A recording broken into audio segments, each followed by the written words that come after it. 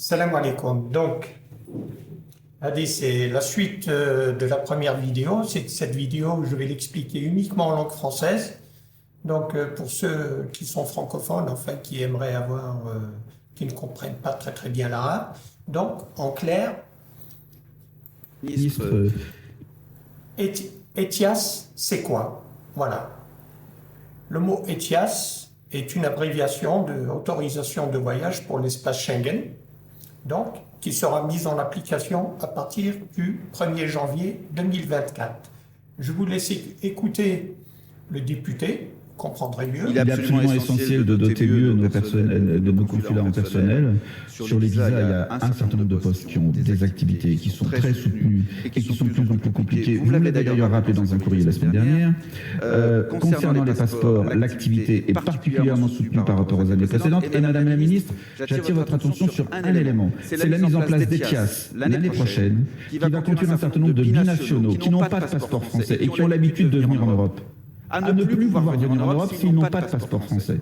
Nous avons besoin, rien que pour ça, d'un plan de communication et d'un plan dans un certain nombre de consulats qui doit être prévu dès maintenant, alors que j'ai le sentiment qu'aujourd'hui, ça n'est pas le cas. Et pour cette raison aussi, il y a besoin de moyens complémentaires. Donc, on appelle ça un avertissement. Donc, comme vient de le préciser le député en question, les personnes qui ne pourront pas produire de passeport ne pourront pas obtenir d'autorisation de voyage. Et cette vidéo est destinée aux binationaux qui habitent en dehors de la France.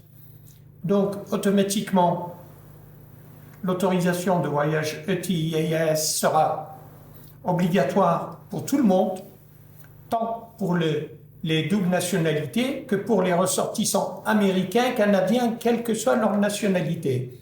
À partir de 2024, toute personne souhaitant se rendre dans l'espace Schengen devra obtenir une autorisation de voyage.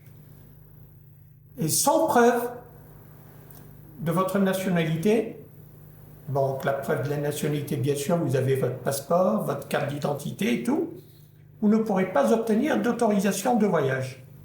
Donc, comme c'est expliqué ici même, concernant les binationaux français résidant à l'étranger, si ces derniers peuvent prouver leur nationalité de l'Union européenne, ils ne seront pas soumis à la réglementation ETIAS.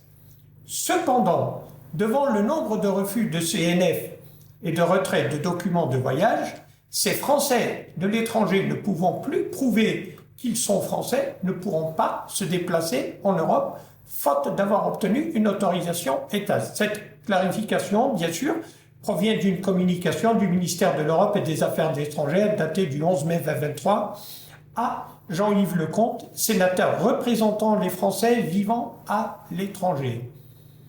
Donc il ne faut pas prendre cette nouvelle loi à la légère. Pour ceux qui risqueraient d'être touchés par cette autorisation de voyage ETIAS, je vous invite à régulariser votre situation dès à présent, surtout pour les parents qui ont des enfants mineurs et à qui le CNF a été refusé. Assalamu alaikum.